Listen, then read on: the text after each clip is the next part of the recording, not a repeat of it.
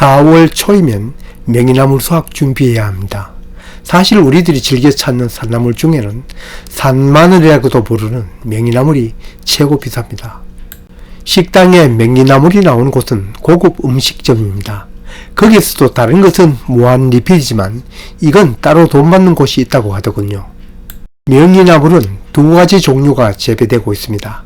첫째 하나는 울릉도종, 또 한 가지는 오대산종인데 오대산종은 잎이 가늘고 좁아 울릉도산보다는 가격이 더 낮은 걸로 알고 있습니다.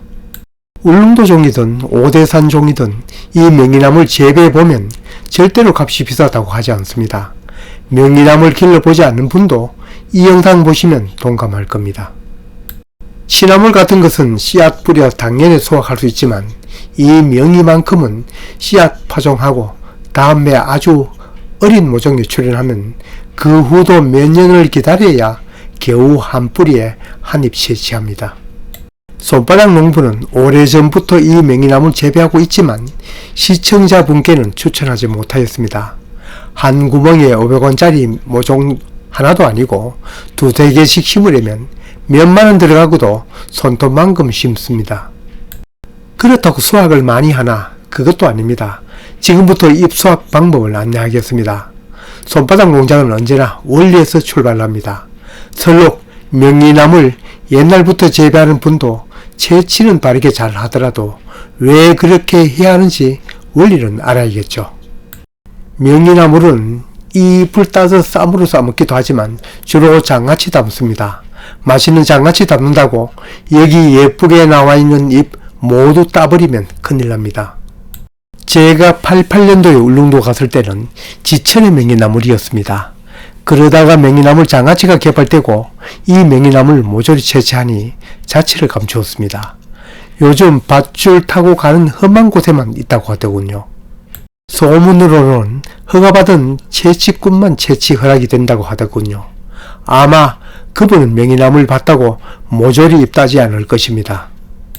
잎을 모두 딴 경험은 실제로 하지 않았지만 짐작컨대 내년에 올라오지 못하는 포기도 있고 용케 싹이 나왔다 하더라도 올해와는 비교도 되지 않을 허약한 싹이 나올 것입니다. 한 줄기에 최소 잎 하나는 남겨두어야 합니다. 한 폭에 여러 대가 나와도 키워보면 각각의 폭입니다. 한 줄기에 올라오는 잎이 어떤 것은 2장, 어떤 것은 3장 붙어 있습니다. 2장 붙어 있는 줄기에서 가급적 흠이 없고 잎이 넓은 것은 따서 장아찌 담고 불량하더라도 하나는 남겨두어야 합니다. 요행이 3장이라면 따기 좋은 2장은 채취하고 1장은 남겨두어야 합니다. 제가 설명드린 이 방법대로 모든 재배농가가 그렇게 따지는 않습니다. 늘 얘기 드리는 언제나 상황에 따라 그리고 의도에 따라 한다고 했습니다. 번식과 수확 중 어디에 무게를 두는가에 따라 잎을 더 딸 수도 더 남길 수도 있습니다.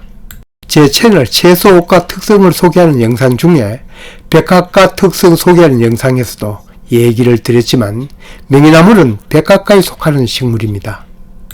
백합과 작물은 대부분 여름잠을 잡니다. 마늘과 양파, 쪽파는 수확을 하니 해당 없지만 달래, 백합 등은 여름잠을 잡니다. 대파는 여름잠을 자지는 않지만 이놈도 이때가 가장 힘든 시기입니다. 이건 앞에서 설명한 수확 방법대로 수확을 하고 남긴 잎들입니다. 이 잎도 여름이면 지상불은 다 사라지고 깊은 여름잠에 들어갑니다. 다른 산나물은 한번 채취하고도 또 싹이 올라와서 2차, 3차 수확을 하지만 이 명이는 1차 수확이 원래 처음이자 마지막입니다. 싹이 더 나오지 않습니다. 남은 일은 이렇게 꽃을 피우고 씨앗을 남긴 후는 모두 여름잠에 들어가고 내년 봄 이른 시기에 출현합니다. 이 남은 잎이 여름잠에 들어가기 전까지 부지런히 광합성을 하여 양분을 뿌리에 저축해 두어야 내년 이른 봄 힘찬 새싹을 올립니다. 또 새로 뿌리를 내는 분을 더하고요. 그럼 광합성을 잘 하도록 명이밭을 양지볕에 두면 좋지 않겠냐고요. 광합성만 따지면 맞는 말이지만 지금부터 떼약볕 아래에서는 일찍 여름잠에 들어가고 화렵수 아래 방 그늘인 곳은 좀 늦게 여름잠에 들어갑니다. 그러니 오히려 반그늘이 재배에는 더 적지입니다. 따라서 아직 2, 3년생 이런 것 중 잎도 작고 세력도 약한 것은 차라리 잎을 그대로 두면 내년 성장이 더 좋은 걸 볼 수 있습니다. 잎을 수확한 후 씨앗을 채취하여 파종도 해야 하지만 그보다 먼저 할 일은 요소 시비입니다.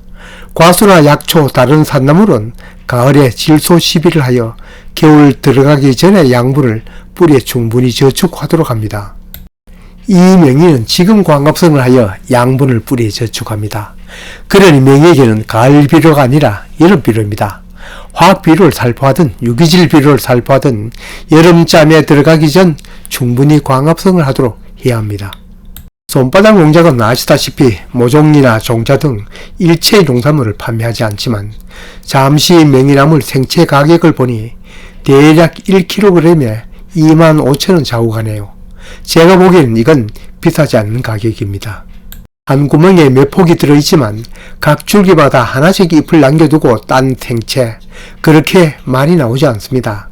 이 명이나물은 밭에도 재배하지만 얕은 그늘이는 산에도 재배할 수 있고 요즘 워낙 많은 분들이 재배하니 가격은 그래도 싼 편입니다. 재배하지 않은 분들은 인터넷에서 살펴보고 500g이나 좀 많이 담으면 1kg 구입하셔서 명이 장아찌 담아두면 달아났던 입맛도 돌아올 것입니다.